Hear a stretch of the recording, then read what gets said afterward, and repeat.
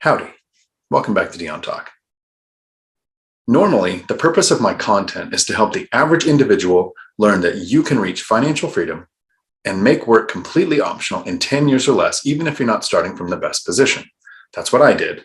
I was a single parent with 3 kids, found out about $89,000 in bad debt in my name during the divorce that I didn't know existed. I had been laid off from a police department, started working at a truck driving school, teaching people how to drive trucks, making $17 an hour. So I wasn't in a very good position.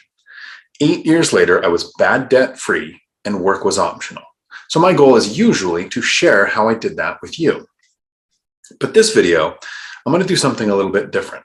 I got to very recently share some of my nerdness with a friend. Michael Zuber from One Rental at a Time is a successful investor, has multiples the size of my investing portfolio. Right now, I have 16 rental units with 7 properties. I invest primarily in small multifamily buy and hold. My plan is to never sell. I wanted cash flow that made work optional. But Michael Zuber has grown a really powerful machine with his rental portfolio. And he was asking me, how is it possible that over $500 million has been spent or invested in land in the metaverse? And what is the metaverse? As a Gen X, it's actually kind of fun being able to share or teach another Gen X like Mike something, because I'm a nerd, but I've also been involved in buying and selling land in the metaverse since the 1990s. So Mike is a different kind of nerd. He's more of a numbers nerd. He has a master's degree in econ, and I'm just sitting over here with a PhD, public high school diploma. So it was actually kind of fun for me to get to educate him on something. So what I'm going to share with you today is that video where I teach Mike what the metaverse is. Enjoy. Good morning, good afternoon, good evening, folks. Michael Zuber, One Rental at a Time, and we are in for a huge treat this morning. We have the one and only Dion from Dion Talk. How you doing, buddy? Howdy, Mike. Doing great. Ready to share my nerdness. Yeah, your nerdness is going to come through because you are going to educate me in an area, a space that I know nothing. And knowing nothing sometimes freaks me out. So I just want to understand a little bit. So folks, yesterday in the daily financial news, I talked about the metaverse. I talked about land sales or property sales or whatever you want to call it in this digital world, topping, dare I say, $500 million, 500 million. I said, folks, if anybody out there can talk about this, I would love to hear. And my boy Dion said, I got you. Let's have a conversation. So Dion, what do I not understand about $500 million of digital real estate? So anytime we talk about something new, like investing in land in the metaverse, which is going to be a heavily crypto-based industry, most of the transactions that are happening in the metaverse, since they're decentralized, it's happening in the form of crypto. We trigger people. So very carefully, let me say, trigger warning. I'm going to express an opinion that some people don't agree with, because if people invest in crypto, there is a need to defend it, because the value of crypto is based on demand. Yes. And if anybody even hints, I'm not really interested in crypto, we just actually physically threatened their source of income. So I get the human nature is like, oh, I got to defend that. And before they put it in the comments, I'll do it first. Anybody who defends crypto, when I say, well, you might like Bitcoin, but what if another coin pops up that becomes the predominant one? They'll say, it's not about the coin, it's about the technology. It's blockchain. Great. Go buy stocks in blockchain. That's not crypto. That's the technology. So the metaverse, a lot of people, when they go to defend it, which I'm going to do, I'm going to defend it. Yeah. I'm a gamer. I have 3 VR sets. I started with the HTC Vive, went to the PlayStation because they released a game in like a week before the Vive would. So I spent $500 just to have access. Now I have the Quest, which is put out by Facebook. Wow. And I'll explain the cost changes that have happened with those too. Okay. But when I talk about the risks of investing in the land in the metaverse, people are going to do just like crypto and say, oh, but it's not about the land. It's about the technology. Blockchain is the answer. Well, great. Go buy stocks in blockchain. Okay. Investing in the metaverse has been around for decades. This started in the 90s. I hope people are hearing this, because I think it's this history that people need to realize. This is not a new thing, not a new concept. No. You were buying and selling Metaverse land in the 90s. People Correct. need to hear this. A lot of people quoting the name Metaverse is coming from a book that was in the early 90s, but the real evolution here is the internet. Mm-hmm. Phase one of the internet was text. We could go to a website and put in text. There was some hyperlink text where we could click and go see other text. Mm-hmm. Then phase two is what we have now. We have video, we have streaming, it's all two-dimensional. We're starting to see phase three, or whatever they call three, of it being a more virtual world. You have 3D images on Facebook on your phone. You have VR headsets. And so in the 90s, we had the internet, which wasn't owned by anybody. Some places tried to regulate it and they try to control it, but it's owned by the people who go in and create it. So you have a game. And the problem is our generation, when we were kids, we had Atari and Nintendo pop up. So we grew up to think a job where I stare at a computer screen is normal. Yeah. We have a generation now that's growing up with Minecraft. While they're still looking at a screen, they're performing actions in a 3D world with up, down, forward, backwards. That generation is going to think that working in a virtual world is normal. So while we can logically process that, our brains say, well, that's a 5 or 10 year thing. The Metaverse has already been here for decades. In 1997, a game came out called Ultima Online. So this is a fantasy RPG where you went in, you made a character, and you played with thousands of other people. But the map was a set map, and you could build houses. You had to gather the resources, buy the deed, build the house, spend your time in the game to make it, right? It took weeks or months to get the resources. And then to find the plot of land was really hard. So people would buy them to skip I don't have to gather the resources. I don't have to find the land. And as the map filled up, there was less and less places to put houses. Literally, it would be full. So it became an economy where that map is full. So you could build a little cottage, which was basically the size of a room, all the way up to a castle that took up several map squares where you would walk for minutes in the game to get around your own structure. Wow. I was selling some of those castles for around $1,400. So this is land in a virtual game that doesn't exist in the real world in 1997 that people were buying. So one second, because I want to make this is so important because it's happening again just at a grander scale. So you're in this game in the 90s. Are you actually doing the work, meaning getting the resources and getting the land, building the castle, and then selling? Or did you buy it from someone else and then hold and then sell it later for more? I did a little of both. In the beginning, most of us that like the real nerds that day one were in built a couple things, but then I became basically a virtual real estate agent. Exactly. I did hundreds, close to 1,000 of transactions. I would go to friends' houses and say, watch here, let me make, in the game, I would make like 300,000 of the currency, which was about $30. So I'd make $30 in 10 minutes. I would go, there would be a place where a bunch of characters were in the game. I would look for somebody selling a house. I would watch until I saw one who was selling who didn't know the value. I would buy it. I would wait a little bit until that person was gone, and I would resell it at the right value. Basically, wholesaling and flipping properties, you don't have to rehab them. It's not that detailed. Yeah, you were actually, in today's physical world, that would be called a wholesale transaction. Correct. You found a seller who didn't know what they had. You agreed to a price that they were happy with. They left, meaning left the game. Then you just stuck it back up, which could have been minutes or hours later, and got retail. Wholesale retail. Again, in the 90s. Now, here's where a lot of the people who, they're looking at the screen going, hey, Dion, you're over 30 showing. You might want to tuck that back in. They're saying, I don't understand the metaverse, that it's different and that it's new. And here's the change. Instead of people playing a game, selling these things, there is people making hundreds of thousands of dollars because large corporations have made basically what are called sandboxes. So virtual worlds where that corporation owns it. So when we say metaverse, it doesn't mean that there's one place you log into. It means on the internet, any corporation or large enough company can create either a game or a virtual space. So we have Decentraland, which is a city where they play on the word decentralized.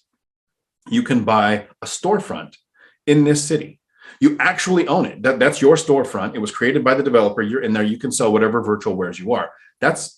They want to call it real estate, but it's an actual space in virtual reality that is yours in Decentraland, and you own it. And then you can do transactions in crypto or whatever. So I get that there are people making a lot of money on that, but here's the problem that they're not paying attention to, because this happened with the games, and the games evolved.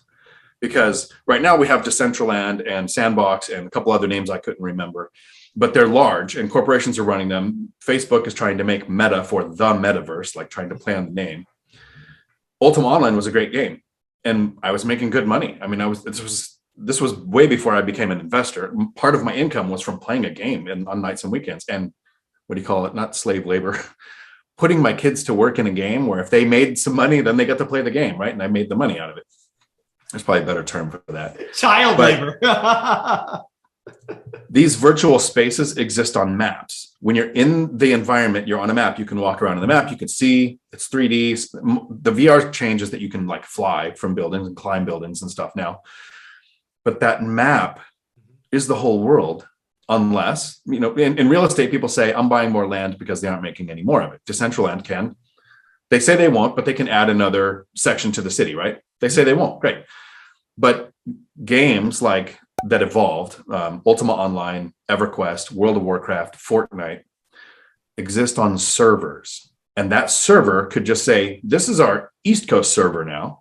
Here's our West Coast server, and you have twice as much planet. Mm-hmm. So that happened in Ultima Online. They said, oh, we now have new servers, so we have enough players to justify more space to play in because that way we're not crowded. Well, all of a sudden, a $1,400 castle was worth $300 because there was twice as many places to put a castle. Yeah. No, I was just going to say another example of supply and demand. If you're operating in a fixed environment that suddenly isn't fixed, price will adjust and it will be nasty and quick.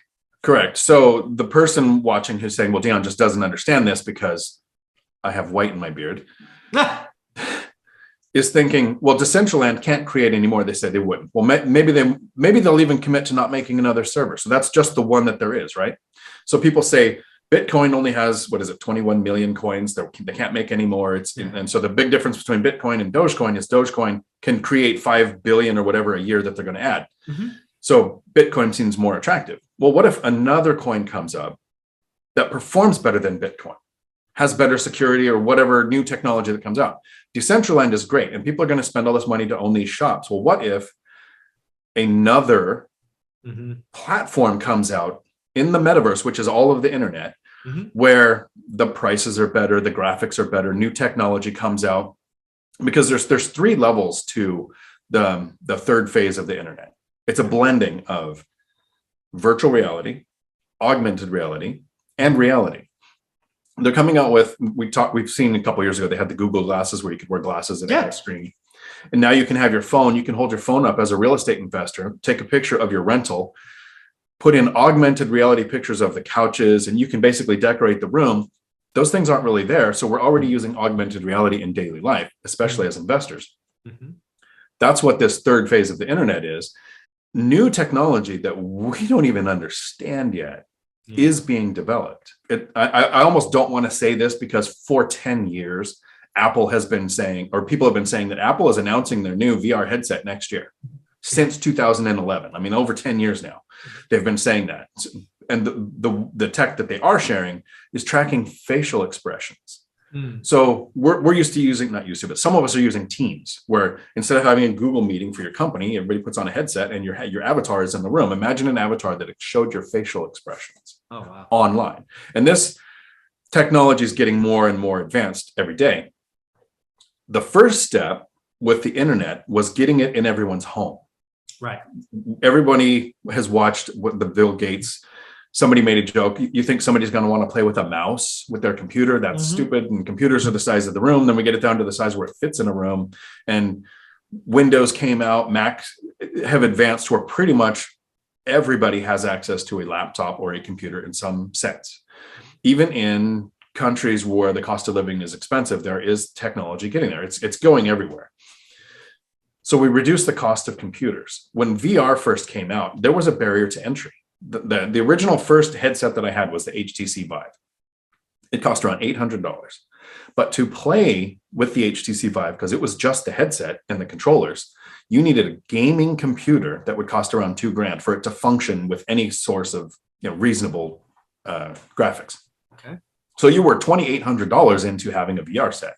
And there really wasn't much use for it. There were a couple of games. People were making these sandbox games saying, look, in VR, you can swim in water. So here's a water environment and you can swim. That was it. That was the whole existence of that product. Larger corporations now are getting on board. We have two what are called MMO, so massive multiplayer VR games now, where thousands of people log in to play.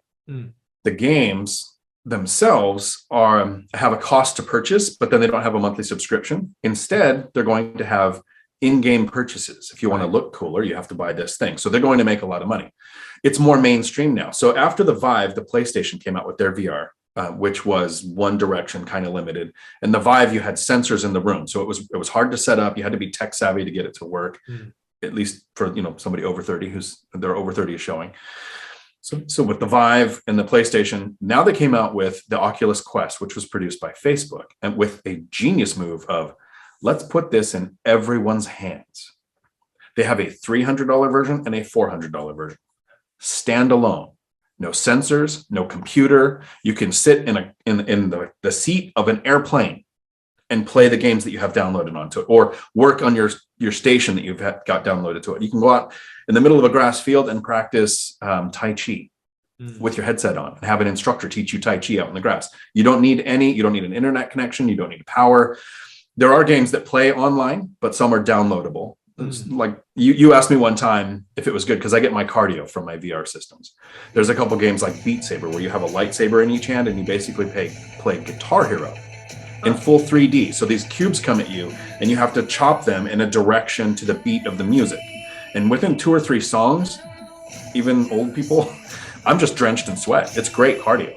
And there's several games like that. There are workout video games where a trainer runs you through systems. One of the things that people don't realize about Peloton, everybody thinks about Peloton. They think about the bike and the treadmill.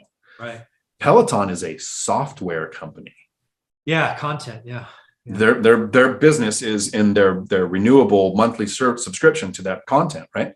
So this is what's happening with the metaverse. The problem is a few people are going to make a lot of money and be the new millionaires, like there was when you could buy Bitcoin for $2 and all of a sudden now it's $70 and there's a person is multi-billion, billionaire, multi-hundred millionaire, whatever. And that will be what makes the news.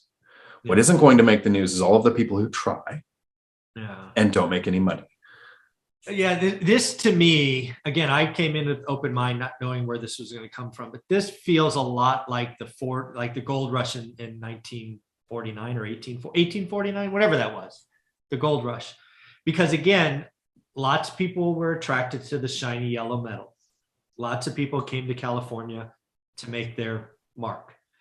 Most of them suffered. Who made the money were actually the people, the shopkeepers who sold picks and shovels and Levi's and all of that. This kind of feels like that. There will be some people that make a mint, but it will be very few. And there will be thousands of people who invest time and energy and real money that end up going nowhere. So my opinion, my takeaway, that I think the average person is thinking, should I invest in the metaverse? I don't know about investing. Participating, yes. The money to be made in the metaverse is from selling things. Yes. The money to be made in the metaverse is not from owning things. I think that's key. And again, lots of ways this can go. And I love the fact that you were wholesaling digital real estate. What is that? 2 decades ago, 2.5 decades ago? It's crazy. So here, let me do a bit of an overshare. So the games had evolved and I had moved on to the ending of my period in a game called EverQuest. And I was making $300 to $500 a month selling things on eBay, or at the time they had underdeveloped countries had what were called farms, where they would gather the resources in the game and sell it. And the person in that country could make multiples of what their daily wage actually would be. They could actually make real livings, making what a person in the United States could make in a country where that's a significant amount of money. I was selling to them. And I had accrued a lot of things in the game, and this is the overshare. I went through a divorce, found out that my spouse hadn't paid the bills for 3 months. I was one of those husbands that let the wife handle all the finances. And so all this was an eye-opener to me. She tried to kill me by running me over, went to jail. And so while she was in jail, I figured out all of this stuff. So this is a great overshare. Wow. I was so far behind the mortgage, the utilities, every bill was just not paid. I took everything in the game of EverQuest. And instead of selling the little bit every month, I sold it all at once. Okay. And in about 3 days, made just under $6,000. which caught me up on almost all of the bills at the time. And then it crushed me and I never played that game again, moved on to the next one. Yeah, because you didn't want to start over. Lost everything I had, but literally kept custody of the kids, kept the house because of the virtual assets I had in a game that doesn't exist. Wow. So again, what I'm taking for this is frankly, I can't say never, but I don't envision putting on a VR headset in the next decade. I don't even for a workout? Because some of those we can work out together. Like, yeah, I don't know. I don't. But anyways, that's just not me. But what I'm taking from this is there's real money to be made. Buying and selling will absolutely happen. Maybe holding forever, maybe, unless you're a big company who's like, that's your platform, that's your trademark, that's your thing. But for the average person, buying and selling is great. And you can make real money. I think there's real money to be made, but it's maybe not buy and hold for 30 years. Right. Yeah. I don't think buying, that's the thing I was hoping we would touch on. The mistake is people calling it real estate. Yeah. What is the actual root words? Real estate. You're talking about estate that is real. This is virtual estate. I hope that people start calling it what it is. Space in virtual reality or virtual real estate. Something to quantify that the investor that's looking at the duplex across town or the property in a part of the metaverse, which can be duplicated or replaced, isn't the same asset. Yeah, I like that. Well, I would be remiss if I didn't ask you what your favorite VR game is today. It's a game called Zenith. It's the first actual game that I've played other than workout games for more than probably 20 minutes. And this I played, I'm probably at 100 hours already. Wow. I had to buy extra battery packs, head straps with battery packs to switch out.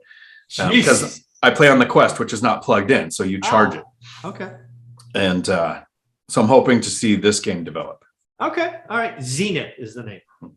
I didn't even know there was a game called Zenith. So I will at least go look at the game and see what it's all about. Thanks for making it to the end of the video. I hope that was as entertaining for you as it was for me to teach something to Mike. You would think that when you're traveling for work and you're adding a whole campus to your truck driving school, that it would be really hard to find time to make a video. But not today. Until my next video, thanks for coming to my Dion Talk. We're sorry, the number you have dialed is not in service at this time.